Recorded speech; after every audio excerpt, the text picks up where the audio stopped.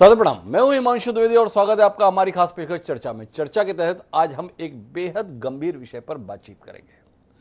हमारा आज का जो विषय है वह विषय है घाटी से बांग्लादेश, हिंदुओं से कैसा द्वेष। संदर्भ बहुत स्पष्ट है। कश्मीर घाटी, जिसके संदर्भ में धारा 370 की समाप्ति के बाद पूरे देश ने बड़ी उम्मीदें बांधी थी कि अब आतंकवाद वहां पर कुछ दिन का ही मेहमान है, लेकिन 2 साल से ज्यादा का समय बीतने को आया है और अचानक आतंकी घटनाएं एक बार फिर सिर उठा रही हैं। और इन आतंकी घटनाओं में निशाने पर हैं गैर मुस्लिम लोग। बड़े पैमाने पर चिन्हित कर कर गैर मुस्लिम लोगों की हत्याएं की जा रही हैं। भारत सरकार के लिए अपने आप में यह दृश्य चुनौतीपूर्ण भी है और आने वाले समय को लेकर डरावना भी है। और इसी के साथ साथ भारत की सीमा से जुड़े हुए बांग्लादेश में भी इस समय हिंदुओं को चिन्हित कर कर निशाना बनाया जा रहा है। बड़े पैमाने पर हिंदुओं के धार्मिक स्थलों को नुकसान पहुंचाया जा रहा है, उनके घरों को जलाया जा रहा है, उनकी हत्याएं की जा रही हैं। निश्चित रूप से ये पूरा का पूरा माहौल अपने आप में सवाल खड़े कर रहा है कि ऐसा अचानक क्या बदल गया जिसके चलते हिंदू एकाएक इस कदर निशाने पर आ गए। जब अफगानिस्तान में अमेरिकन सेनाओं की वापसी हुई और तालिबान सत्तारूढ़ हुआ, उसी समय ये आशंकाएं व्यक्त की जा रही थी कि एक बार फिर कहीं इस्लामिक कट्टरवाद इस पूरे व्यवस्था में हावी तो नहीं हो जाएगा। कश्मीर से लेकर बांग्लादेश तक जो घटनाक्रम हो रहा है, क्या इसे हिंदुओं के संदर्भ में इस्लामीकरण की कोशिशों के संदर्भ में देखा जाना चाहिए? समझने की कोशिश ये भी करेंगे कि घाटी में अचानक जो ये आतंकी घटनाएं बढ़ी हैं, क्या इसका कहीं कोई ताल्लुक अफगानिस्तान से भी है? क्या पाकिस्तान में जो लोग भारत विरोधी शक्तियां सक्रिय रहती हैं, उन्होंने इसे उचित अवसर माना हुआ है, या जो इस देश में ही रहते हुए अपने इरादों में देश के मूलभूत चरित्र को बदलने की कोशिश में है, उन्हें नई संभावनाएं दिखाई देने लगी हैं? गंभीर विषय है। 4 खास मेहमान हमारे साथ इस चर्चा का हिस्सा बनने के लिए जुड़ चुके हैं। उनसे आपका परिचय कराएं और देश के सम्मुख खड़े हुए इस संकट पर कुछ गंभीर किस्म की बातचीत करें। उससे पहले समय है लेकिन आज के विचार सूत्र का। हमारा आज का विचार सूत्र ये कहता है कि उद्व्रतम सततम लोकम राजा दंडेन शास्ति व्यय दंडात प्रतिभयम भूय शांति रूपद्यते सदा नोदिग्राश्चरधरते धर्म नोदिग्नश्चरते क्रियाम। उच्च खल लोगों को राजा अपने दंड के द्वारा शिक्षा देता है। दंड से भय होता है, फिर भय से पुनः शांति स्थापित होती है। उद्विग्न व्यक्ति न धर्म का अनुष्ठान कर सकता है, न शास्त्रीय कर्मों का आचरण। वेदव्यास जी के द्वारा महाभारत में यह विचार आने वाली पीढ़ियों के लिए साझा किया गया। कुल मिलाकर राजा के कर्तव्य का बोध कराया गया है, भय की महत्ता बताई गई है, दंड के माध्यम से भय स्थापित करके समाज में शांति व्याप्त करने का रास्ता बताया गया। तो वर्तमान में जो सरकार है, क्या वो इस अनुसार आचरण कर रही है? इसी की रोशनी में हम अपनी चर्चा को आगे बढ़ाते हैं। इस चर्चा का हिस्सा बनने के लिए हमारे साथ में संतोष पांडे जी हैं। भारतीय जनता पार्टी के जिम्मेदार सांसद हैं। हिंदुत्व के संदर्भ में उनके आग्रह किसी से छुपे हुए नहीं हैं। हमारे साथ शौकत चौधरी जी हैं, कश्मीर के एक जाना माना चेहरा है, पीडीपी से ताल्लुक रखते हैं, वह हमारे साथ हैं। हमारे साथ रक्षा विशेषज्ञ lieutenant general retired Sanjay Kulkarni साहब एक बार फिर मौजूद हैं। सैन्य मामलों में उनकी जानकारी के हम सभी हमेशा कायल रहें। और साथ ही चूंकि विषय बांग्लादेश के संदर्भ में और पश्चिम बंगाल उसके साथ सीमा साझा करता है, तो वहां का सबसे बड़ा राजनीतिक दल जिसे तृणमूल कांग्रेस के रूप में हम जानते हैं, उसके प्यारा पहचाना चेहरा नीरज राय जी भी हमारे साथ। नीरज जी, आपका भी स्वागत है। चर्चा की शुरुआत संतोष पांडे जी से करना चाहते हैं और संतोष पांडे जी से समझना चाहते हैं कि इस देश ने नरेंद्र मोदी के रूप में एक नेतृत्व को 7 साल पहले अपना भाग्य सौंपा। भारतीय जनता पार्टी की सफलता के पीछे एक बड़ा कारण यह माना गया कि इस देश का बहुसंख्यक वर्ग अपने हितों की सुरक्षा कहीं ना कहीं भारतीय जनता पार्टी से जुड़कर महसूस कर रहा है, इसलिए इतना बड़ा बहुमत इस पार्टी के साथ खड़ा दिखता है। जो कुछ घाटी से लेकर बांग्लादेश तक हो रहा है, क्या संतोष पांडे जी आपको कोई आत्मग्लानि होती है?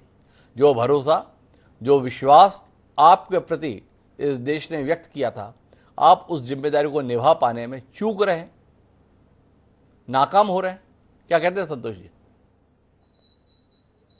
माननीय नरेंद्र मोदी जी को जो जनमत, जो भरोसा इस देश की जनता ने दिया, उसके भरोसे पर 100% सही उतर रहे हैं। सीएए की बात हम तो अपने एजेंडे में कहे थे, धारा 370 खत्म करने की बात हम बार बार कहते आए हैं और उसको निभाने के लिए सब प्रकार से माननीय मोदी जी की सरकार ने काम किया है। मैं तो ये कहूंगा कि अब जो कहना चाहिए घाटी से लेकर के बांग्लादेश हो चाहे अपने ही कई प्रदेशों में जिस प्रकार की ये घटनाएं हो रही है जी, ये वास्तव में ये सभी विरोधी एक हो करके माननीय मोदी जी का विरोध इसलिए कर रहे हैं कि ये तो सक नहीं पा रहे हैं।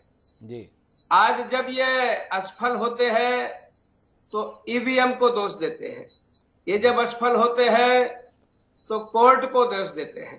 जी, आज यहाँ की ऐसे जितने भी विरोधी दल है, और मैं इतना ही नहीं कहूंगा कि राज्य अंतरराज्यीय षड्यंत्र भी इन्होंने, अंतरराष्ट्रीय षड्यंत्र भी इस देश में ये सब प्रकार से चलाने की कोशिश किए, किंतु वे सफल नहीं हो पा रहे। ये शाहीन बाग जो हुआ है, ये दिल्ली में जो किसानों ने जो 26 जनवरी के दिन जो घटना की है, जो ग्रेटा थनवर और जो खलीफा आए थे जानते हैं, ये सब प्रकार से अंतरराष्ट्रीय षड्यंत्र इस देश के अंदर चल रहा है, किंतु ये सफल नहीं हो पाएंगे। और माननीय नरेंद्र मोदी जी इस देश ने जो जनमत दिया है उस जनमत के अनुसार काम कर रहे हैं। भारत की हमेशा विशेषता रही है, होकर स्वतंत्र कब चाहा है मैंने कर लूं जग को गुलाम, मैंने तो सदा सिखाया है करना निज के मन को गुलाम। हम अपने मन को गुलाम, अपने मन को, हम किसी दूसरे को गुलाम करने नहीं चले कभी जी, हम किसी के ऊपर आक्रमण नहीं किए, किंतु यदि कोई आक्रमण करेगा, जानता है पाकिस्तान की मैं प्रत्यक्ष आक्रमण में कभी नहीं जीत सकूंगा, इसलिए वो प्रॉक्सी वार करता है, रह रह करके वार करता है। और ये जिस प्रकार से ये छद्म युद्ध जो छेड़ रखा है, इसमें ये सफल होने वाले नहीं है। और आज जो दृश्य है, ये दृश्य बहुत जल्दी साफ होगा। ये चाहे किसान आंदोलन हो, चाहे झारखंड की बात हो, चाहे केरल की बात हो, चाहे पश्चिम बंगाल की बात हो, ये सारे जितने भी ये तत्व हैं जो एंटी नेशनल गतिविधियां चल रही है, सबको परास्त करके फिर से राष्ट्रवाद जीतेगा, इसमें कहीं कोई संदेह नहीं। संतोष जी, मैं विषय पर रहता हूं। आप मुझे किसान आंदोलन में भी घुमा लाए, आप मुझे शाहीन बाग भी दिखा दिए, आप केरल भी चले गए, आप झारखंड भी चले गए, लेकिन मैं घाटी से लेकर बांग्लादेश तक रहता हूं और आपसे बुनियादी सवाल के उत्तर चाहता हूं। धारा 370 की समाप्ति के संदर्भ में यह विश्वास आपकी सरकार ने दिलाया था कि अब घाटी आतंक से महफूज रहेगी। फिर क्या कारण है कि धारा 370 की समाप्ति के 2 साल बीत जाने के बाद भी बीच चौराहे पर लोग मारे जा रहे हैं, स्कूलों में घुसकर आइडेंटिटी कार्ड देखकर लोगों की हत्याएं की जा रही हैं? क्या इस नाकामी को, क्या अपनी इस असफलता को लेकर कोई शर्मसार होने की उम्मीद आपसे कर सकते हैं? क्या आप अपनी व्यवस्थाओं में नाकामी के लिए अपने आप को कोस सकते हैं? यह सवाल है। दूसरा सवाल आपसे यह है कि बांग्लादेश में बड़े पैमाने पर नवरात्रि के बाद से हिंदुओं को चुन चुनकर निशाना बनाया जा रहा है। खामोश है सरकार। क्या पहल कर रहे हैं आप जिस कांग्रेस को कोसते थे, उस कांग्रेस ने, उन इंदिरा गांधी ने जब बांग्लादेश में नरसंहार हुआ तो अपनी फौजें उतार दी थी। आप आवाज तक नहीं निकाल रहे हैं। अभी अभी खबर है कि इस्कॉन पूरी दुनिया के 150 देशों में इसके खिलाफ प्रदर्शन करने जा रहा है। भारत की सरकार इस संदर्भ में क्या भूमिका निभाने जा रही है, ये जानने में दिलचस्पी है। संतोष पांडे जी उस सत्तारूढ़ दल के जिम्मेदार सांसद हैं, कहीं तो कोई उम्मीद जगाइए, या केवल भाषण के स्तर पर ही हमें बहलाएंगे? हिमांशु जी, जो परिवर्तन इस देश में आया है उसको आप अच्छे से जानते हैं और पूरी देश की जनता जानती है जी। अभिनंदन का टाइम बॉन्ड समय पे वापस होना, ये इस देश के लिए गर्व की बात है। आपने कहा कि आप अपने को कोसेंगे, शर्म महसूस करेंगे। कहीं शर्म महसूस करने की जरूरत नहीं है, कहीं अपने आप को कोसने की जरूरत नहीं है। माननीय नरेंद्र मोदी जी जिस प्रकार से काम कर रहे हैं, जिस प्रकार से आज सीमाएं सुरक्षित है, जिस प्रकार से आज घाटी में अमन चैन आया है, ये अभी अभी जो हफ्ते भर की घटना है, आप ये हफ्ते भर की घटना से ये 2 साल में जो किए गए प्रयास हैं उसमें आप पानी नहीं फेंक सकते। जिस प्रकार से वह अल्लाह टाइगर्स के नाम से, हिजबुल मुजाहिदीन के नाम से, जम्मू कश्मीर लिबरेशन, ये जितने भी जो आतंकवादी और वहां की जो छोटे छोटे जिस प्रकार की वहां गतिविधियां चलाने वाले लोग थे, आज वहां के लोग मुख्य धारा में आए हैं। आज वहां पंचायती राज, आज वहां स्थानीय निकाय, सब प्रकार के चुनाव संपन्न ही नहीं हुए हैं। मैं स्वयं पिछले महीने श्रीनगर गया था, मैं स्वयं जम्मू कश्मीर का दौरा करके आया हूं, 3 दिन वहां था। मैं आपको बताना चाहूंगा, गिलानी जी के मृत्यु के बाद भी वहां दुकानें खुली थी, सामान बिक रहे थे, सब प्रकार की वहां छूट थी, और जन जन में वहां कहना था कि बहुत जल्दी श्रीनगर और ये कश्मीर बदल रहा है। मैं वहां कर्फ्यू के साये में भी लाल चौक में गया। ये अलग विषय है कि सुरक्षा दी गई थी, किंतु लाल चौक में जाने के बाद भी जब मैं वहां कुछ दुकानें पीछे से खुले हुए देखा, मुझे पूरा विश्वास हो गया। और मैं ये कह सकता हूं आपको, आपके माध्यम से विश्वास दिलाना चाहता हूं कि घाटी में अमन चैन आ रही है। और रही बात ये जो छुटपुट जो कर रहे हैं माननीय हिमांशु जी, ये समापन की बेला में है, ये चला चली की बेला में है। चाहे भारत से कम्युनिस्ट पार्टी हो, चाहे इंडियन नेशनल कांग्रेस हो, मैं ये कहूंगा कि आज ये कन्हैया कुमार जिस प्रकार से आ गए, जिग्नेश मेवाणी जिस प्रकार से आ गए, ये सब मिलकर के अब एक हो करके, जैसा जब फ्लड आता है, बाढ़ आती है ना, उसमें टेटका, मेचका, बिच्छू, सांप, ये सब एक ही डाल पे इकट्ठे रहते हैं, बाढ़ का इंतजार करते हैं। जनमत के हिसाब से काम हो रहा है। माननीय मोदी जी इसमें सफलता प्राप्त करेंगे, इसमें सफलता प्राप्त करेंगे। संतोष पांडे जी का मानना है कि एक हफ्ते में जो कुछ हिंसक वारदातें हुई हैं उसके कारण से आप 2 साल की सफलता को खारिज नहीं कर सकते। मुझे जाना तो शौकत चौधरी जी के पास है, लेकिन मैं बीच में संजय कुलकर्णी जी से कुछ संवाद कर लेता हूं। और कुलकर्णी साहब, आपसे समझना चाहता हूं, क्या आप इत्तेफाक रखते हैं, रक्षा विशेषज्ञ हैं, कि वाकई मामला इतना सरल सा है, ज्यादा चिंता करने की कोई बात नहीं है जो कुछ घटित हो रहा है सीमाओं पर, सीमाओं के अंदर या पड़ोसी मुल्क में? क्या बतौर रक्षा विशेषज्ञ आप इस नजरिए के साथ हैं? क्या जम्मू कश्मीर में अचानक जो हिंसक वारदातों का सिलसिला चल निकला है, दिन दहाड़े लोगों को उनके मजहब के आधार पर निशाना बनाया जा रहा है, या बांग्लादेश में जिस कदर बड़े सुनियोजित तरीके से हिंदुओं की बस्तियों को, हिंदुओं के घरों को निशाना बनाया जा रहा है, ये एक सामान्य घटनाक्रम है या इसमें आपको एक बड़ी साजिश नजर आ रही है, वो साजिश जिसे पहचानने में और रोक पाने में शायद अभी हम कामयाब नहीं हो रहे? हिमांशु जी, सबसे पहले तो जो उत्तराखंड में हुआ उसके लिए जो लोग, मेरे खुद, मैं कुमाऊनी होने के नाते मैं कह सकता हूं कि मुझे बड़ा दुख हुआ, काफी लोग गए, और मेरी सहानुभूति। अब सवाल जो आप कर रहे हैं, मैं ये कहना चाहूंगा, ये एक बहुत बड़ी साजिश है। ये समझना कि सब कुछ ठीक है, एक गलत होगा, बिल्कुल सरासर गलत होगा। ये नहीं कि हम लोग उस साजिश से, हमें मालूम नहीं क्या हो रहा है, हमें मालूम है। थोड़ा सा हिस्टोरिकली अगर हम देखें तो ये नहीं कि सिर्फ प्रधानमंत्री के आने के बाद, ये जरूर है कि नेतृत्व बहुत तगड़ा होने के कारण भी काफी रेजिस्टेंस होता है उस नेतृत्व को ऑपोजिशन पार्टी से, क्योंकि एक लोकतंत्र देश है, इलेक्शंस लड़ने हैं और सत्ता में आना है, एक बात। दूसरी बात, ये जो जम्मू कश्मीर में हो रहा है, ये अभी ही नहीं घट रहा है, ये बहुत पहले से, अगर 1947 से देखें और उसके बाद भी जब हम देखें कि शेख अब्दुल्ला को भी इस प्रकार से 10 साल से ज्यादा जेल में रखा गया, ये साफ जाहिर करता है कि मानसिकता क्या है। तीसरी बड़ी बात जो आर्टिकल 370 की है, जो एब्रोगेशन के बाद जरूर जिस प्रकार से लगा था पाकिस्तान को कि काफी कुछ उधर आक्रोश होगा, वो आक्रोश ने देखा गया, और कोविड-19 के कारण भी काफी कुछ दबाव में आया। तो ये जो वक्त है जिसमें आक्रोश की उम्मीद जगी थी पाकिस्तान में, वो ना हो पाया, और घाटी के लोगों ने भी एक डेवलपमेंट का रास्ता देखा, उन्हें उनकी भी उम्मीद जगी। वो तकरीबन 60 से 70% लोग आज भी घाटी के अंदर हैं जो डेवलपमेंट चाहते हैं, लेकिन बाकी लोग जो हैं वो ऐसे हैं जिनकी मानसिकता जो है, और वहां के जो नेतृत्व है या पॉलिटिकल नेतृत्व भी है, उनकी भी जो मानसिकता है वो क्लियर नहीं है। मैं कहूंगा डबल टॉक और डबल गेम, ये जो कार्रवाई हो रही है घाटी के अंदर, ये बहुत साफ जाहिर नजर आती है।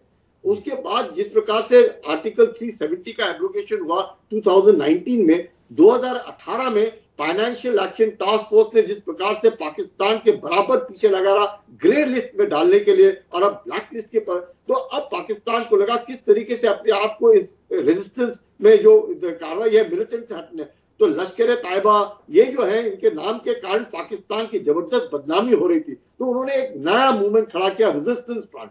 जो रेजिस्टेंस फ्रंट, उसका नाम किसी इस्लामी संगठन से नहीं जुड़ा है, एक ऐसा संगठन जिसके बारे में विश्व को मूर्ख बनाया जा सकता है, और पाकिस्तान जो है जो कार्रवाई कर रहा है वो करता आएगा, चाहे वो लश्कर तैयबा के द्वारा हो और ISI के इशारों पर हो, वो करता रहेगा। अगली बात, जिस प्रकार से अफगानिस्तान के अंदर पाकिस्तान की जो पकड़ है वो मजबूत हो गई, उस पकड़ मजबूती के बाद ये जो आतंकी संगठन है इनकी हौसला अफजाई हो गई। उस हौसला अफजाई के कारण उन्होंने दो, नॉर्थ ऑफ पीर पंजाब और साउथ ऑफ पीर पंजाब, एक तरफ उन्होंने सिक्योरिटी फोर्सेस के साथ लश्कर तैयबा चंदे फॉरेन मिलिटेंट्स कहेंगे जिनको हरकत 313 के मूवमेंट से जाना जाता है, वो जो है वो काफी प्रभावित अपने तरीके से कोशिश कर रहे हैं, क्योंकि सर्दी आने वाली है, पासेस बंद होने वाले। साउथ ऑफ पीर पंजाब में जिस तरीके से हरकत, और श्रीनगर में अब उन्होंने सोचा कि सॉफ्ट टारगेट से इनको जिस तरीके से मिलिटेंट जो अपने जो लोकल्स है उनको टारगेट किया जाए, और ये सॉफ्ट टारगेट्स को किसके द्वारा, पार्ट टाइम मिलिटेंट्स के द्वारा ये टारगेट किलिंग्स की जाए। इससे कि क्या होगा, भागो मारो, मारो और भागो, एक को मारो हजारों को डराओ, और वो स्थिति करने का मकसद कि 1990 की जो याद है वो ताजा हो जाए। उनका मानना एक ही है कि घाटी के अंदर जो भी बाहर से आएगा वो मुखबिर है, वो एक तरीके से एजेंट है जो शायद सरकार को जाकर के, सिक्योरिटी फोर्सेस को जाकर के हमारी इंफॉर्मेशन देता है, और सारे के सारे एक ही समुदाय के हैं। आप मान सकते हैं कि 99% से ज्यादा एक ही समुदाय के लोग जो हैं, अगर उनके कई बार लोग कहते हैं साहब हमारे भी तो 20 मारे गए, अगर बाकियों के 10-11 मारे गए, हमारे भी तो मारे गए। ये जो लोग हैं, चाहे वो सरपंच है, वहां के लोकल बीजेपी वर्कर्स हैं, जो भी मारे, तो उनकी जो संख्या है वो उनके आबादी के मुताबिक 0.0000001%, और ये जो मारे गए हैं 11 लोग, इनकी जो संख्या है वो 0.1%। तो ये आप देखिए जरूर साजिश के तौर पर यकीन किया जा रहा है कि जो भी हिंदू समुदाय के लोग हैं, चाहे वो फिर गैर कश्मीरी हैं, सिख हैं, या बाहर के प्रदेशों से वहां पे आ रहे हैं, जरूर आप मानेंगे नहीं कि वहां पे जो एप्पल्स का जो बिजनेस है वो अफेक्टेड है, इसमें कोई शक नहीं। तकरीबन 7 लाख फैमिलीज, वो 7 लाख सालाना कमाते हैं, जो 7% GDP का है अपना जम्मू कश्मीर का, तो वहां पे अफेक्ट हुआ है। लोकल लेबरर्स नहीं आ पाएंगे, लोग जाने के लिए तैयार हैं, सर्दियां आने वाली है। तकरीबन 1.4 लाख तो लेबर डिपार्टमेंट कहता है, आप छोड़ो, तकरीबन 3 से 3.5 लाख लोग वहां पे बाकी प्रदेशों से काम करने के लिए जाते हैं, वो उनका पलायन शुरू हो गया है। तो एक साजिश के तौर पर पाकिस्तान ISI को ट्रेन करके यकीन कर रहा है कि किस प्रकार से लॉ एंड ऑर्डर, किस प्रकार से कम्युनिकेशन, किस प्रकार से एक तरीके के भय का जो माहौल है वो पैदा किया जाए। और ये पैन इस्लामिक अगर हम देखें तो जरूर इसका असर बांग्लादेश पे भी नजर आ रहा है, क्योंकि बांग्लादेश में कितना भी कहे 1971 के बाद भी पाकिस्तान के ISI और पाकिस्तान धीरे धीरे अपना काम करता रहा, और एक तरीके से जो नेक्सस है इनका, वो नेक्सस साफ दिखने को मिला इस बार दुर्गा पूजा में, जब उन्होंने 60 से 70 हिंदू घरों को जलाया, मंदिरों के ऊपर किया, और हमारे यहाँ पर लोग जो है, मैं कहूंगा कि अभी भी वो उनमें इतना जज्बा नजर नहीं आ रहा है कि इस तरह की वार्ताओं के बरखिलाफ बात करने की हिम्मत नहीं कर रहे। इर्द गिर्द घुमा फिरा करके बातचीत करते हैं, साफ नहीं कहते हैं कि ये एक साजिश है, वो गलत है, और उस गलत के बरखिलाफ जो पॉलिटिकल पार्टीज है उन्होंने इकट्ठा होना चाहिए। कश्मीर के अंदर भी लोकल्स हैं, मैं ये कहूंगा लोकल्स हैं जो इनकी मदद कर रहे हैं। अगर मदद नहीं करेंगे, सवाल नहीं पैदा होता है कि कोई भी मिलिटेंट बाहर से आए, अंदरूनी हो, जो इस तरह की कार्रवाई कर सकता है। हिमांशु जी, बड़ी महत्वपूर्ण टिप्पणियां संजय कुलकर्णी साहब ने इस पूरे घटनाक्रम के संदर्भ में की हैं। उन्होंने कहा है कि यह विशुद्ध साजिशन है, ये इत्तेफाक नहीं है जो कुछ भी घटित हो रहा है इस समय। दूसरी महत्वपूर्ण बात यह है कि यह विशुद्ध रूप से इस्लामिक कट्टरवाद के तहत है, पाकिस्तान के हाथ इसमें साफ तौर पर दिखाई देते हैं। पर उससे भी ज़्यादा खतरनाक बात यह है कि देश में ही मौजूद कुछ लोग कहीं ना कहीं घाटी के अंदर इनकी मदद कर रहे हैं। मेरे साथ में शौकत चौधरी जी हैं। संजय कुलकर्णी साहब, जनरल साहब स्पष्ट तौर पर कह रहे हैं सभी राजनीतिक दलों को एकजुट होकर इस विषय के संदर्भ में अपने सरोकार साझा करने चाहिए। आपसे जानना चाहता हूं शौकत चौधरी जी, क्यों अचानक घाटी में ये खून खराबा होने लगा? क्या देख पा रहे हैं आप? क्या वाकई बौखलाहट है, जैसा संतोष पांडे जी का दावा है कि आतंक खत्म होने की कगार पर है, इसलिए इस प्रकार की घटना है? या कुलकर्णी साहब का जो ये आकलन है, एक सुनियोजित षड्यंत्र शुरू हो गया है और स्थानीय स्तर पर मदद मिल रही है, इसलिए सब कुछ देखने में आ रहा है? आपका जमीन पर रहकर आकलन, अनुभव और अंदेशा तीनों सुनने में दिलचस्पी हमारी। देखिए सर, मेरा ये कहना है कि मैंने सारी डिस्कशन को सुना है। देखिए, जब भी जम्मू कश्मीर के अंदर हालात खराब हुए हैं जी, उसमें जम्मू कश्मीर के लोगों ने ज्यादा सफर किया है।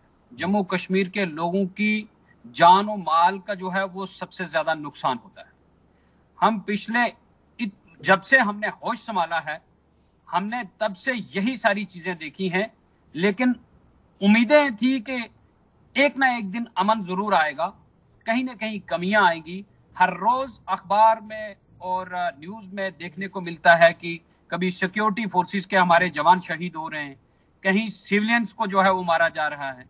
आपको अगर याद होगा तो 1996 से लेके 2002 तक का जो 6 साल थे, उनमें जम्मू कश्मीर के अंदर वो हालात हुए हैं कि कयामत से कम नहीं। पर चौधरी साहब, एक दो सवाल आपसे और फिर मैं नीरज राय जी के पास चलूंगा बांग्लादेश के संदर्भ में बात करने। आपने कहा कि जम्मू कश्मीर के लोगों के खिलाफ फैसले लिए जा रहे हैं, इसलिए ये सब हो रहा है। आपसे जानना चाहता हूं, ये जो हत्याएं हो रही हैं और किन की हत्याएं हो रही हैं? एक बिहार का आया हुआ अरविंद जो गोलगप्पे खिलाया करता था, उसको मार दिया गया। किसने मारा? जो जम्मू कश्मीर में रह रहा है, जो घाटी में रह रहा है, उन्होंने मारा, या बाहर से आए हुए लोग उन्होंने मारा? ये जानने में आपसे दिलचस्पी है। ये जो स्कूल में घुसकर प्रिंसिपल सुखविंदर को जो हत्या की गई आइडेंटिटी कार्ड देख के, वो किसने मारा? स्थानीय लोगों ने नाराज होकर मार दिया, या बाहर के इशारे पर किसी ने मार दिया, या बाहर से आए हुए लोगों ने मार दिया? आप वहाँ की एक जिम्मेदार राजनीतिक हस्ती हैं, थोड़ा बताएं ना, ये जो हिंसक वारदातें धर्म की पहचान के आधार पर हो रही हैं, किन के द्वारा हो रही हैं? देखिए सर, मेरा ये कहना है कि पहली बात ये है कि किसने मारा है, वो टेररिस्ट कौन थे, कहां से आए, ये जिम्मेदारी सरकार की बनती है। सरकार को इस वक्त तक क्लियर कर देना चाहिए था कि ये इसके पीछे किसका हाथ था, और ये नुकसान जो किया है, जानी नुकसान, जिसमें हमारे इनोसेंट लोग जो है वो मारे गए, इसके पीछे कौन था। ये जिम्मेदारी सरकार की है जी। दूसरी बात मैं ये कहना चाहता हूं सर, ये मैं आपकी इस बात को क्लियरली ये कहना चाहता हूं, क्लियर करना चाहता हूं कि जम्मू कश्मीर में जो घटनाएं हो रही हैं, ये सिर्फ किसी मखसूस कम्युनिटी को लेकर नहीं हो रही जी। आप देखते हैं कि यहाँ हिंदू कम्युनिटी के लोग भी मारे गए, यहाँ पर सिख कम्युनिटी के लोग भी मारे गए, और यहाँ ज्यादा तादाद में मुस्लिम लोग मारे गए जी। अब मेरा मैं फिर वही बात दोहराऊंगा कि जो मिसक्रिएंट्स हैं, जो टेररिस्ट हैं, वो ये चाहते हैं कि जम्मू कश्मीर के अंदर हिंदू, मुस्लिम, सिख, ईसाई आपस में जो है एक एताद है, जो एक रवायत के साथ यहाँ पर रह रहे हैं, सदियों से रह रहे हैं, उसको तोड़ा जाए जी। और इनको आपस में लड़ाया जाए। लेकिन बदकिस्मती उससे आगे की ये है कि हमारी सरकार इसको समझने में नाकाम है। सरकार भी वही बात कहती है, बीजेपी के लोग वही बात कहते हैं, जो मिसक्रिएंट और टेररिस्ट चाहते हैं, जो टेररिस्ट चाहते हैं उसी को भाजपा के नेता जुबान के माध्यम से व्यक्त करते हैं, ये कहना है शौकत चौधरी जी का। लेकिन मैं घाटी से निकलकर बांग्लादेश के संदर्भ में रुख करना चाहता हूं, और इसलिए तृणमूल कांग्रेस के जिम्मेदार नेता नीरज राय से कुछ संवाद करना चाहता हूं और उनसे समझना चाहता हूं, नीरज जी, कि बांग्लादेश में जो कुछ घटित हो रहा है उसे आप किस निगाह से देख रहे हैं? भारत सरकार का रुख के संदर्भ में आपका क्या कहना है? और ममता बनर्जी कि इस मसले पर चुप्पी को लेकर भी देश में सवाल हैं कि उनके सीमावर्ती इलाके में बड़ी संख्या में हिंदुओं के साथ कत्ले आम हो रहा है, ज्यादती हो रही है, लेकिन उनकी तरफ से इस दिशा में कोई पहल, कोई बयान, कोई निंदा कहीं सुनाई नहीं दी, दिखाई नहीं दी। नीरज जी। बिल्कुल बिल्कुल, हिमांशु भाई, यहाँ पे जब बात पूरे देश की हो रही है तो मैं भी घाटी पे बात करना चाहूंगा और बांग्लादेश पे भी आपको मैं बढ़िया से जवाब भी दूंगा। अगर इजाजत हो तो मैं जरूर। कश्मीर पे भी बात करूँ। 14 जब आया, 14 में जब भारतीय जनता पार्टी की सरकार आती है उससे पहले ही नारा लगता है इनका कि एक के बदले हम 10 मारेंगे। जी 2014 में सरकार बन जाती है, कहीं भी एक के बदले में 10 नहीं आता है और हमारे माननीय प्रधानमंत्री जी बिना किसी सूचना के नवाज शरीफ के यहाँ पहुंच जाते हैं। जब 19 आता है तो 26 जनवरी 2019 को पुलवामा को आतंकवादी विहीन जिला घोषित कर दिया गया था। वही 14 फरवरी 2019 को क्या कुकृत्य किया गया है यहाँ पर उसके कोई छुपा नहीं है, पूरा देश जानता है। लेकिन आज तक इनकी इंटेलिजेंस ये नहीं बता पाई कि हमारे वीर जवानों को शहीद करने में भूमिका किसकी रही। जी उसके बाद आगे बढ़िए, 2019 के बाद इस 370 धारा हटाया जाता है। इस धारा का खूब अपना महिमा मंडित भी किया जाता रहा है। कब से?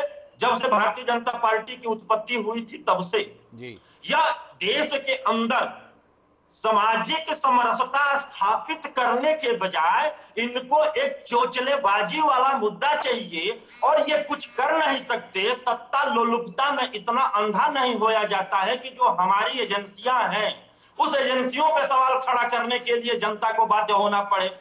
आप ये बताइए जो चल रहा है पिछले कई दिनों से, बाहरी गैर कश्मीरियों की हत्या हो रही है, खासतौर से जो वहां पे मजदूर है। भारत की सरकार ने क्या किया अब तक? भारत की सरकार, खासतौर से गृह मंत्री वहां पर एलजी हैं माननीय मनोज सिन्हा जी, उन्होंने क्या किया है? हमारे भारतीय जनता पार्टी के सांसद जी कह रहे थे, आप एक सम्मानित जनप्रतिनिधि हैं पांडे जी, ये क्या कह रहे थे? इतना गंभीर मुद्दा है फिर भी ये कह रहे हैं कि विपक्ष मोदी पे लगा हुआ है। भाई मोदी जी हैं कौन सांसद जी? मोदी जी हैं, देश के प्रधानमंत्री हैं, तो सवाल प्रधानमंत्री से बनता है, न कि मोदी जी से। प्रधानमंत्री मनमोहन सिंह नहीं है, न ही जेपी नड्डा जी हैं। तो तार्किक बात है कि देश की जनता और विपक्ष उनसे ही पूछेगा। रही बात आपने बोला था ईवीएम, आपको शायद मान्यवर याद नहीं है कि 2009 में पहली बार माननीय लाल कृष्ण आडवाणी जी ईवीएम पे उंगली उठाए थे, वह भी आप ही के पार्टी के हैं, विपक्ष और टीएमसी के नहीं है। तीसरी बात आई है सेना आपकी नहीं है। हमारे हिंदुस्तान गांव गरीब मजदूर किसान के घर से निकले हुए बच्चे हमारे सेना के मुस्तैद जवान हैं और सेना के प्रति पूरा भाव सभी का है। एक किसान का लड़का हूं, मेरा भी भाई सेना में है भाई साहब, तो मैं सेना के बारे में बोलने से मेरी जीभ लपाती है और कटती है, क्योंकि सेना मेरे हृदय में है, चरित्र में है। दूसरा आप आइए, किसान आंदोलन बोला है आपने। अरे भाई साहब सुनिए, आपने संतोष जी मैं आऊंगा आपके पास, आप धैर्य रखें संतोष जी, आपको पूरा मौका मिलेगा। और आप बात कर रहे हैं, इन्होंने कहा किसान आंदोलन पे आइए। 26 नवंबर से किसान आंदोलन चल रहा है। किसान आंदोलन को रोकने का कुचक्र चलते चलते 10 महीना बाद उत्तर प्रदेश के लखीमपुर में इनके गृह राज्य मंत्री का साहबजादे ने किसानों को कुचलना तक शुरू कर दिया। और इतनी बेशरम ये भारत की सरकार है कि एक अपराधी मंत्री को अब तक मंत्री बनाए बैठाए हुए हैं। यह है इनका चाल चरित्र और चेहरा। नेत्र नियत की बात करने वाले दाग ही दाग लगाते हैं। अब आइए बंगाल में, अब जी जो कि बांग्लादेश की बात है। सबसे पहले मैं आपको चैनल के माध्यम से लोगों को यह बता देना चाहूंगा कि तृणमूल कांग्रेस पूरी तरह से अपने देश और सरकार के साथ है और बांग्लादेश में जो घटना हुई है उसकी निंदा हमारी राष्ट्रीय अध्यक्षा सुश्री ममता जी ने भी किया है और मैंने भी किया है। लेकिन तकलीफ होता है, क्या होता है? पिछले कई दिनों से जो भी मीडिया से बैठता हूं, पूछा जाता है, क्या पूछा जाता है? सवाल भारत के प्रधानमंत्री से होना चाहिए, न कि एक प्रदेश के मुख्यमंत्री से। अगर देश के अंदर की बातें होती है किसी प्रदेश की तो हमारी जवाबदेही बनती है, लेकिन पड़ोसी देश से जब है तो देश के प्रधानमंत्री और विदेश मंत्री की नैतिक जिम्मेदारी है जवाब देने की। अब मैं 2013-14 की बात नहीं करूंगा हिमांशु भैया, पिछले 2021 की मैं बात करना चाहूंगा। 2021 में 1678 मंदिरों और घरों को तोड़ा गया है बांग्लादेश में। जी आपको याद होगा कि बंगाल के चुनाव के समय मतुआ कम्युनिटी को सम्मोहित करने के लिए हमारे देश के प्रधानमंत्री जी भारतीय जनता पार्टी के स्टार प्रचारक बने हुए गए थे। वहां पर बांग्लादेश में इनकी मौजूदगी के दौरान ही हमारे हिंदू भाई बहनों के साथ आपने देखा हिंसक घटनाएं हुई, मंदिरों को तोड़ा गया। अब वहां पर जब रहते हुए हमारे सम्माननीय प्रधानमंत्री जी एक शब्द नहीं बोल पाते हैं, उनसे इसलिए भी पूछ रहा हूं कि भाजपा के नेता भी हैं और हिंदुत्व को संरक्षित करने का टेंडर भी भाजपा लेकर शुरू से ही चल रही है। यह वही भाजपा है जिसमें कि बोला करते थे जो दीनदयाल जी संस्थापक इनके रहे कि हर हाथ को काम हर खेत को पानी, यही है जनसंघ की निशानी।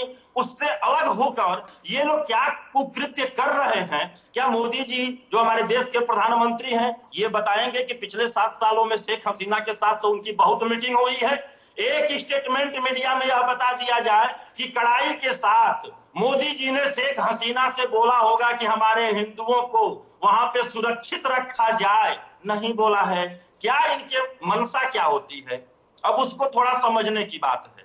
भारतीय जनता पार्टी के राजनीतिक दुकान पर हिंदू मुसलमान नाम के 2 ऐसे प्रोडक्ट हैं कि जब ये मुद्दों से हटते हैं, अपने वादों को ये पूरा नहीं कर पाते हैं, तो उस दुकान से अपना सिर निकालते हैं और हिंदू मुसलमान करके रट्टा मारते हैं। अब देश के लोग समझदार हो गए। अब दिक्कत कहां पे हो रही है कि एक शेख हसीना भारत की सरकार को आपने सुना तो कि निंदा कर रहे हैं कि भारत की सरकार का आंतरिक मामला नहीं है, वहां का गृह मंत्री बोल रहा है। क्या एक्शन लिया हमारे गृह मंत्री, हमारे प्रधानमंत्री ने? शेख हसीना कह रही है कि भारतीय जनता पार्टी के द्वारा जो सरकार चलाई जा रही है वो आंतरिक मुद्दे ऐसे उसके विफल हैं जिसके वजह से यहाँ पर कम्युनल दंगे भड़क रहे हैं। हमारी सरकार ने क्या एक्शन लिया? पूरी तृणमूल कांग्रेस में पूरा विपक्ष साथ में है। और दूसरी बात आइए, बार बार भारतीय जनता पार्टी खींच के लाती है, क्या लाती है? राष्ट्रवाद। अरे भैया आप लोगों को एक क्षुद्र जानकारी है, छोटी जानकारी आप लोग रखे हैं। हिंदुस्तान के अंदर हर एक पैदा हुआ व्यक्ति जन्मजात राष्ट्रवादी होता है। इसके लिए भारतीय जनता पार्टी से किसी को प्रमाण पत्र लेने की जरूरत नहीं है और न आप लोग देने का प्रयास करें। मैं आपके चैनल के माध्यम से मानसू भैया कहना चाहता हूं, अगर मैं राष्ट्रवादी नहीं हूं या केंद्र की सरकार के पास, भाजपा के पास नहीं, केंद्र की सरकार के पास एक भी ऐसे सबूत हैं जिससे कि लगे कि मैं राष्ट्रवादी नहीं हूं, तो उठाकर उन्हें जेल में भेजे। जो हमारे संविधान के तहत कार्यवाही होती है करें, लेकिन अनर्गल प्रलाप ना करें। नीरज राय जी ने बहुत विस्तार से कई सारे सवाल उठा दिए। मेरे साथ शौकत चौधरी जी थे, उन्होंने भी सवाल उठा दिए और संजय कुलकर्णी साहब ने तो बहुत गंभीरता के साथ में बताया कि हम किस षड्यंत्र के घेरे में फंसे हुए हैं। ऐसे में संतोष पांडे जी, आपसे कुछ संजीदा बातचीत की जरूरत है। आपसे कुछ ऐसा सुनने की उम्मीद दर्शकों को है जिससे भरोसा जागे। बांग्लादेश में जो कुछ भी हो रहा है हिंदुओं के साथ, उसमें कोई सक्रिय भूमिका निभाना तो छोड़िए, आप ढंग से जबान भी हिला पाए, इसको लेकर भी लोग तरस रहे हैं। क्या कहेंगे संतोष पांडे जी? पहला सवाल। दूसरा, जनरल साहब स्पष्ट तौर पर बता रहे हैं कि साजिश चल रही है, तो आपका काम क्या केवल यह बताने से हो जाता है कि देखिए साजिश चल रही है, या साजिश को रोक पाने में भी आप कुछ कर पाएंगे? ये जानने में हमारी दिलचस्पी है। और तीसरी दिलचस्पी ये जानने में है कि आपने 6 महीने मांगे थे घाटी में शांति के संदर्भ में। शौकत चौधरी जी ने जैसा बताया, अब 2.25 साल हो गए और घाटी फिर से अशांत होती हुई दिख रही है। क्या ये आपको चिंता में नहीं डालती है? 3 मुद्दे हैं संतोष पांडे जी, आपसे आपका नजरिया। चौधरी जी बहुत कुछ कह गए हैं जी। मैं चौधरी जी से पूछना चाहूंगा कि ये स्वतंत्रता के समय भी जब देश पूरा लड़ रहा था, ये देश के विरोध में थे। जब जब इस देश के अंदर आपत्ति आई तो ये चाइना के लिए, चीन में जब बरसात होती है तो छत्ता यहां तारने वाले, मैं इनसे एक प्रश्न पूछना चाहता हूं। चीन में जो थियानमेन चौक पर जो हत्याएं हुई है, जो नरसंहार हुआ है 4 जून 1989 को, इस हत्या के बारे में आप क्या कहना चाहेंगे? अभिव्यक्ति की स्वतंत्रता की बात करने वाले आज यहां बात कर रहे हैं। चौधरी जी आप कुछ कहेंगे इसमें? जी। ऐसा कौन सा समझौता हुआ है? उस समय के तत्कालीन आज के जो वहां के राष्ट्रपति है चाइना के, आपके राहुल के साथ क्या संबंध है? आप बार बार सीसीपी की बात क्यों करते हैं? चाइना कम्युनिस्ट पार्टी के साथ कौन सा एमओयू हुआ है? और मैं ये कहता हूं कि आज पूरा हिंदुस्तान, आज चाहे बांग्लादेश की समस्या की बात हो, जिस प्रकार से जो है, जिस प्रकार से पथराव हुआ है, हत्याएं हुई है, आज पूरा हिंदुस्तान आज उद्वेलित है और पूरे मोदी जी के साथ में है। इसका प्रतिशोध लिया जाएगा। और मैं आज आपको बता देता हूं, ये हिंदू ही है, ये हिंदुस्तान ही है। आज हिंदुस्तान के लिए केवल एक देश है, हमारा कश्मीर नंदन वन है, भारत का सिरमौर है, मुकुट है। उसके लिए हम जनसंघ के जमाने से कहते हुए आए हैं और आज उसमें सफल हुए हैं। ये बौखलाहट आपकी वही है जो धारा 370 खत्म हुआ है। अरे कश्मीरी फूलों को हमने अपना लहू पिलाया है, केसर की क्यारी कहीं पर कुर्बानी का साया है। इसके तरफ आंख मत करना, इसमें जोखिम जान का है। इसके तरफ पांव मत धरना, ये रास्ता शमशान का है। और पर निकले तो चले ना आना, सरहद पार उड़ान पर अब के तिरंगा लहरा देंगे पूरे पाकिस्तान पर। ये चाइना की बात करने वाले ये क्या बात करेंगे? आज छत्तीसगढ़ के अंदर जो अशांति है, चौधरी जी, जो कम्युनिस्ट और वामपंथी आकर के यहाँ जो कर रहे हैं, आपके जो संगवारी, जो सहपाठी, आपके जेएनयू के जो आकर के यहाँ आंतरिक आतंकवाद फैला रहे हैं, उसके बारे में चिंता करिए। छत्तीसगढ़ को आग में मत झोंकिए। आज जिस प्रकार से छत्तीसगढ़ के अंदर, झारखंड के अंदर धर्मांतरण चल रहा है, ये आपकी देन है। आज दोनों एक होकर के सब कुछ कर रहे हैं, किंतु मुकाबला मोदी जी कर रहे हैं, मुकाबला भारतीय जनता पार्टी कर रही है। आज इस देश के प्रधानमंत्री कहीं पीछे हटने वाले नहीं है, चाहे वो बांग्लादेश। संतोष जी, आपने बहुत दमदारी से भाषण दे दिया मेरे कार्यक्रम में, लेकिन मेरा फिर सवाल है कि बांग्लादेश में हिंदुओं को चुन चुनकर निशाना बनाया जा रहा है। क्या शेख हसीना सरकार से कोई संवाद भारत सरकार करेगी? कब करेगी, ये सवाल है। घाटी में चुन चुनकर गैर मुस्लिमों को निशाना बनाया जा रहा है। स्टेशनों पर भीड़ लग गई है वापस लौटने के लिए कश्मीर से, जिस कश्मीर के संदर्भ में लोगों ने आपकी बात पर यकीन किया था कि ये भारत का अभिन्न हिस्सा है, यहां पर आपको वैसे ही अधिकार, वैसे ही अवसर हैं जैसे बाकी हिंदुस्तान में है। लोग आप पे भरोसा करके, आप पे विश्वास करके घाटी की ओर रुख किए थे। इन घटनाओं ने लोगों को वापस लौटने के लिए मजबूर कर दिया। आपकी बात पर विश्वास करना उन्हें इतना भारी पड़ गया। क्या संतोष पांडे जी कुछ कहेंगे इन दोनों मुद्दों पर? हिमांशु जी, ये भारतीय जनता पार्टी ही और माननीय प्रधानमंत्री नरेंद्र मोदी जी जिस दल से है, आज तो सबके देश के हैं, पूरे राष्ट्र के हैं, किंतु मैं ये कहना चाहूंगा कि हम उस कुल के हैं, डॉक्टर श्यामा प्रसाद जी मुखर्जी, जिन्होंने कश्मीर के लिए अपनी प्राणों की आहुति दी है, जिन्होंने कश्मीर की रक्षा के लिए एक देश में दो विधान, निशान और प्रधान के लिए अपने प्राणों को न्यौछावर किया है। और उस कश्मीर की रक्षा करने में हमारी सरकार सफल हुई है। ये हिमांशु जी, ये कोई 2-4 दिन का, 2-4-6 महीने का ये बीमारी नहीं है जी। जब बीमारी गहरी होती है तो ऑपरेशन भी लंबे होते हैं, और जब ऑपरेशन किया जाता है तो कुछ दिन धैर्य रखना पड़ता है, मलहम पट्टी लगा करके ठीक करने तक। धारा 370 हटी है, ऑपरेशन बढ़ी हुई है हिंदुस्तान के अंदर, थोड़ा धैर्य रखना पड़ेगा। किंतु मैं आपको विश्वास दिलाता हूं, माननीय नरेंद्र मोदी जी कश्मीर की रक्षा के लिए, राष्ट्र की रक्षा के लिए, माननीय गृह मंत्री जी सभी प्रकार से मुस्तैद है। और ये जितनी भी गतिविधियां चल रही है, ये आतंकवाद और इनके बुलेट, ये हम सबको परास्त नहीं कर सकते। पांडे, आपकी बात में यकीन करना चाहता हूं, विश्वास करना चाहता हूं, उस पर कायम रहना चाहता हूं, लेकिन मन हिल जाता है जब जम्मू कश्मीर के ही राज्यपाल रहे, वर्तमान में मेघालय के राज्यपाल हैं, आपकी पार्टी के बहुत जिम्मेदार नेता हैं, नाम उनका सत्यपाल मलिक है। उनका बयान आया है कि जब मैं जम्मू कश्मीर का राज्यपाल था तब आतंकियों की हिम्मत नहीं थी कि वो 50 किलोमीटर के दायरे में जम्मू श्रीनगर से झांक भी पाते। अब तो श्रीनगर के बीचों बीच में वो हत्याएं कर रहे हैं। ये आपकी पार्टी के नेता, जम्मू कश्मीर के पूर्व राज्यपाल और वर्तमान में मेघालय के राज्यपाल के द्वारा उठाए गए सवाल हैं। आपके अपने लोग आपकी क्षमताओं पर, आपकी कार्यप्रणाली पर सवाल खड़ा कर रहे हैं। संतोष जी, कहीं कुछ तो सोचिए, कुछ तो विचार कीजिए, और अभी तक नहीं किया है तो ऐसी उम्मीद जगाइए कि करेंगे, क्योंकि ये सवाल ना तो नीरज राय जी ने कहा, ना शौकत चौधरी जी ने उठाया।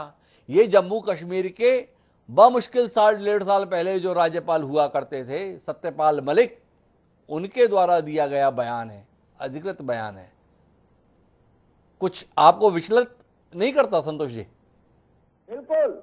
अभी के जो राज्यपाल है, जिस प्रकार से स्टेप उठा रहे हैं, जिस प्रकार से कश्मीर के विषय में वो चिंतित है, मैं आपको विश्वास दिलाता हूं कि आज पूरे देश को उन पर विश्वास है जी। और पहले जो मलिक जी थे उन्होंने अच्छा काम किया है जी किंतु उन्होंने जो टिप्पणी की है उसके ऊपर मैं कुछ नहीं कहूंगा जी, किंतु उन्होंने भी अच्छा काम किया है। और आज के समय में, आज के परिप्रेक्ष्य में मैं केवल इतना ही कहना चाहूंगा कि राष्ट्र रक्षा के लिए, कश्मीर की रक्षा के लिए, कश्मीरियत के लिए माननीय नरेंद्र मोदी जी, माननीय गृह मंत्री जी, माननीय राज्यपाल जी के ऊपर पूरे देश को विश्वास है। पूरे देश को विश्वास है। संतोष पांडे जी यही कहना चाहते हैं। मुझे जाना संजय कुलकर्णी साहब के पास है कुछ संजीदा बात करने के लिए, पर नीरज राय जी कुछ हस्तक्षेप करने जा रहे हैं। एक बार उनका हस्तक्षेप संक्षिप्त में सुनते हैं और फिर कुलकर्णी साहब के पास चलते हैं। जी नीरज जी। जी जी जी बिल्कुल। देखिए संतोष जी जब से डिबेट कर रहे हैं, परिचर्चा में शामिल हैं, तब से ये बेचारे कंफ्यूज हैं। ये भूल जा रहे हैं कि जनप्रतिनिधि हैं। एक शेर बोल रहे थे और मैं उस शेर का एक दूसरा तार्किक जवाब मैं बताना चाहूंगा। देश की जनता बोल रही है, जो चीजें चल रहे हैं, जनता क्या बोल रही है कि मत पूछ देश की हालत को किस तरह बिगाड़ा मोदी ने। अरे फूलों पे हवा दे दे कर कांटों पे सुलाया मोदी ने। जो व्यक्ति 50 दिन नोटबंदी के लिए मांगा कि 50 दिन में व्यवस्था न सुदृढ़ होती है, उसे उठाकर हमें फांसी लगा दीजिए। आज 100 से ज्यादा ऊपर चला गया है हंगर इंडेक्स हमारा। जो टाइप 5 में हम थे, टॉप 5 में लगे हुए थे हमारे देश की इकोनॉमी, आज भी वो 145 तक पहुंच गई है। अब बताइए, बेरोजगारी पिछले 45 सालों की सबसे चरम पे जा रही है। महंगाई की स्थिति आप देख लीजिए, 70 रुपया से पेट्रोल आज 110 रुपया तक जाने वाला है। शतक वीर हो गया। अरे सुनिए, सुनने की क्षमता रखिए। एक नीरज राय की बात नहीं, आपके लोकसभा में 30 से 35 लाख जनता की भी बात है माननीय, इसको तो सुनिए ना। अब आइए, ये बोलते हैं कि मोदी जी ने प्रण किया है, 7 साल में क्या कर लिया है पहले ये बताइए। हमारे देश के वीर अभिनंदन की तो चर्चा कर रहे थे आप अपना इतिहास बता रहे थे। इतिहास पता है आपको? आजादी के पहले से श्यामा प्रसाद मुखर्जी जी से लेकर जनसंघ की स्थापना के बाद से भाजपा के निर्माण तक का इतिहास पता है या ऐसे ही बैठ गए हैं चैनल पे डिबेट करने? मैं माफी चाहूंगा नीरज जी, हम अपनी चर्चा को इस स्तर पर नहीं ले जाना चाहते जिसमें हम व्यक्तिगत टिप्पणी करें। संतोष पांडे जी एक जिम्मेदार जनप्रतिनिधि हैं और हम अभी विषय पर ही केंद्रित रहेंगे। मैं संजय कुलकर्णी साहब के पास रुख करना चाहता हूँ। कुलकर्णी साहब, चुनौती गंभीर है, अंतर्राष्ट्रीय स्तर पर साजिश हो रही है, हिंदुओं को खास तौर पर चुन चुनकर निशाना बनाया जा रहा है। ये बात तो समझ में आ रही है, पर इसे रोका कैसे जाए? इसके संदर्भ में क्या कदम उठाने की जरूरत है? आपके पास एक दीर्घकालिक अनुभव है, कुछ संजीदा राय आपकी इस कार्यक्रम से साझा हो पाए ताकि देश समझ पाए कि इस समय क्या करने की जरूरत है। हिमांशु जी, बहुत ही गंभीर प्रश्न और चुनौती, इसमें कोई शक नहीं। सबसे बड़ी बात, मैं 2-4 बातें कहना चाहूंगा कि फौज जो है वो एपॉलिटिकल है। फौज किसी की नहीं है, फौज सरकार की है और सरकार यानी देश की है। जो भी सरकार, जिसकी भी सरकार होगी, फौज उसकी है। ये कहना कि इस पार्टी की है, उस पार्टी की है, मुझे लगता है बहुत गलत होगा और गलत भावनाएं होंगी। मैं बार बार कहना चाहूंगा, चाहे वो किसी भी पॉलिटिकल पार्टी के हो, फौज एपॉलिटिकल है। फौज को किसी भी पॉलिटिकल पार्टी से कोई लेना देना नहीं है, सरकार की है और किसी की भी सरकार हो यानी देश की है। प्रधानमंत्री जो भी है, किसी के भी है, उनके नंबर 1। दूसरी बात, कोई कह रहा था एस्पिरेशन, हमारे जो एस्पिरेशंस हैं उनको सरकार ने नहीं देखा, या और उन्होंने उसी संदर्भ में बात कही, हमने इतना मौका दिया, तुमने ये नहीं किया। जहां पे ये भावना हमारी और तुम्हारी आती है, एस्पिरेशंस जो है वो क्या एस्पिरेशंस है? क्या देश के साथ रहने के एस्पिरेशन नहीं है या देश से अलग होने के एस्पिरेशन है, जिनको हमने जो बिल्कुल माना नहीं, इसमें कोई शक नहीं होना चाहिए।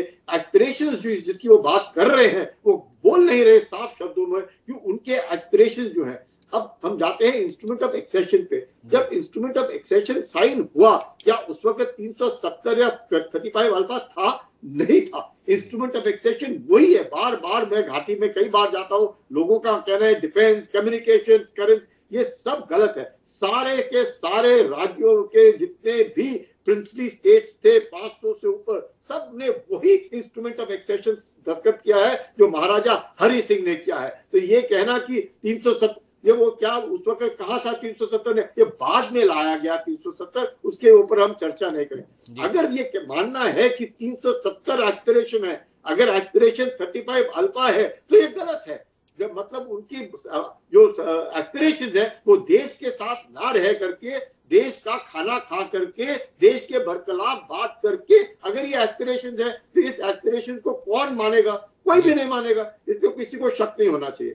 जहां तक सवाल यह है, हमने 6 महीने मांगे, हमने 2 साल, ऐसे जब तक कि लोग, कश्मीर घाटी के लोग, पूरे देश के लोग एक सुर में बात नहीं करेंगे, तब तक अभी मैं देख रहा हूं पैनलिस्ट के बीच में ही अनबन है, इस पार्टी की, उस पार्टी का, ये सब गलत है। हम सब एक हैं, हम सब ने एक जैसे बात करनी है। जब देश की बात आती है, पार्टी लोकतंत्र में अपनी अपनी बातें हो सकती हैं, अपने अपने विचार हो सकते हैं, उसमें कोई शक, पर देश के मामले में किसी को कोई शक नहीं होना चाहिए। अब आखिरी सवाल जो आपने पूछा कि हमारे पास क्या मतलब किस प्रकार से इस चुनौती को हम पूरा कर सकते हैं। नंबर 1, जैसे मैं बार बार मैं कहा, कश्मीर घाटी के अंदर ही इस तरह की जो मिलिटेंसी है तभी पल सकती है जब उनको लॉजिस्टिक सपोर्ट मिलेगा या उनके साथ इमोशनल अटैचमेंट होगा।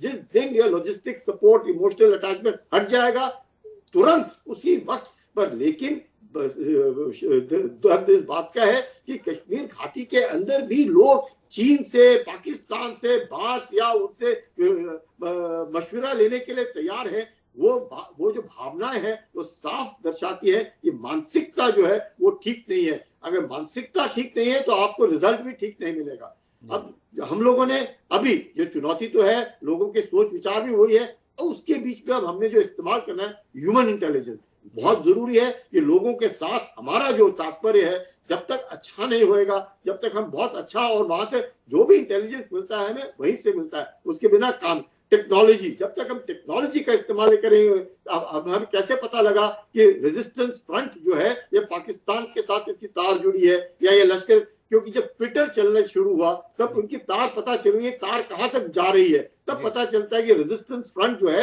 ये लश्कर तैयबा का मुखौटा है, आईएसआई के इशारों के ऊपर टारगेट किलिंग कर रहा है, और उसको टारगेट किलिंग कहने के लिए कहा गया है, जिससे कि लॉ एंड ऑर्डर और वहां पे बीच में एक तरह से भय पैदा किया जाए और 1990 की याद दिलाई जाए, जिससे कि कश्मीर।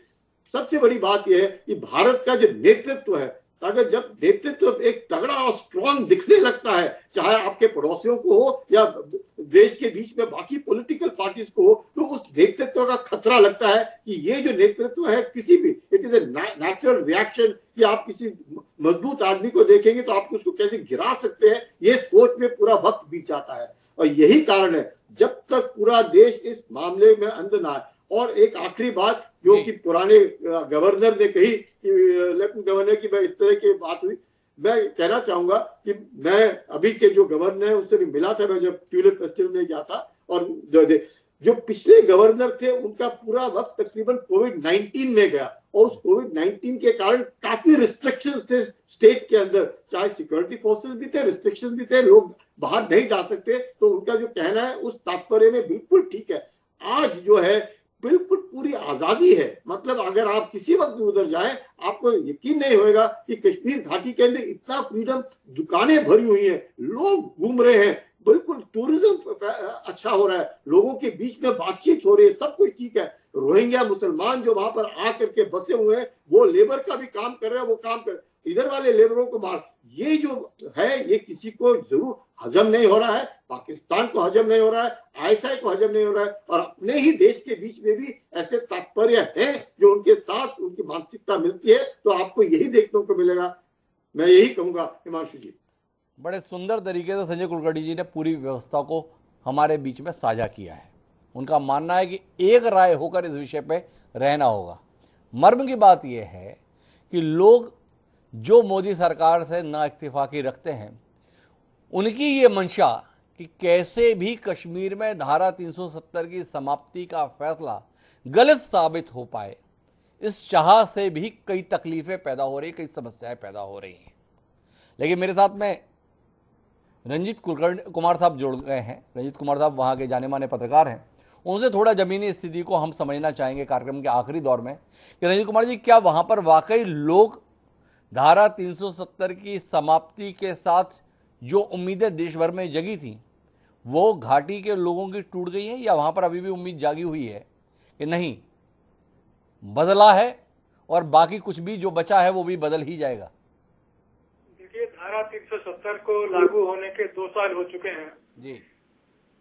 शुरू के 1 साल 1.5 साल तक वहाँ माहौल काफी हद तक नियंत्रित था। माहौल को नियंत्रण में रखा गया था और सब कुछ ठीक ठाक चल रहा था। लेकिन जब से अफगानिस्तान में पाकिस्तान की अगुवाई में, पाकिस्तान की देखरेख में तालिबान जैसे जिहादी ताकतों को सफलता मिली है, उनका मनोबल बढ़ा है और इसी से प्रेरित होकर के पाकिस्तान की जो ISI खुफिया एजेंसी है, हर जगह भारतीय सुरक्षा बलों पर चोट पहुंचाने के लिए, भारतीय राज्य को पर चोट पहुंचाने के लिए एक नई सुनियोजित रणनीति लागू करनी शुरू की है। और इसी के तहत जो सॉफ्ट टारगेट होते हैं, सॉफ्ट टारगेट को पर हमला करना काफी आसान होता है और उससे भय और आतंक का माहौल कई गुना अधिक फैलाया जा सकता है। तो इस बार ISI ने बदली हुई रणनीति के तहत एक सॉफ्ट टारगेट को चुन करके सुरक्षा बलों को हमेशा चौकस रहने को मजबूर किया है।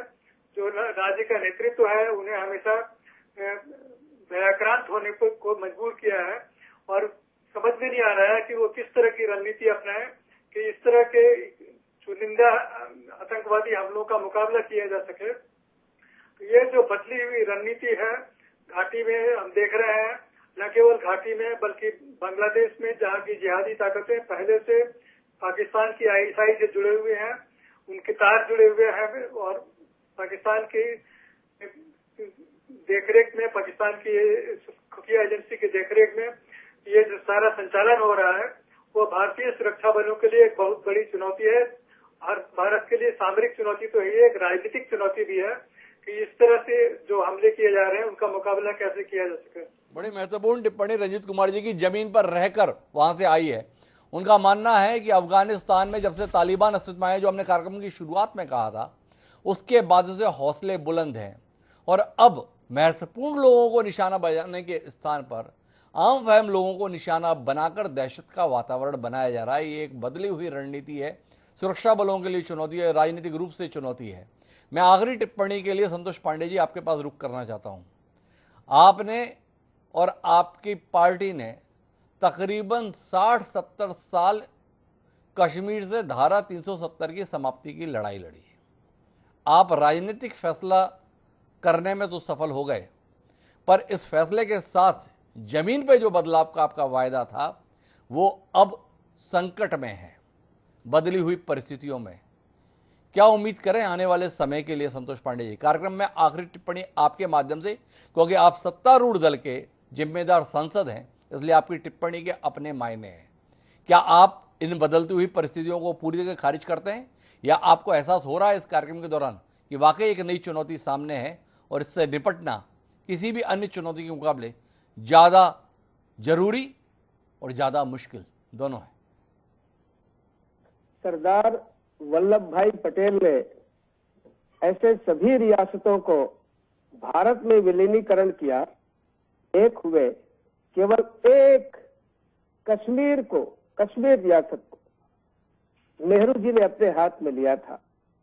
आज ये जो रहा है, जो लगातार जो खून बहा है, इसके लिए यदि कोई जवाबदार है तो लंबे समय इस देश में शासन करने वाले इंडियन नेशनल कांग्रेस और गांधी नेहरू परिवार है। और जो बीमारी लंबी है उसको ठीक होने में भी थोड़ा समय लगता है। जो मैं फिर से कह रहा हूं आदरणीय हिमांशु जी, बिल्कुल ठीक होने की दिशा में कश्मीर है ये जो दिख रहा है, जो तड़फन है, ये जो भभकती हुई जो दिख रही है, जो दीप की शिखाएं, ये बुझने की तैयारी में है। सब प्रकार से ताकत ऑपरेशन सफाया के लिए वहां काम चल रहा है।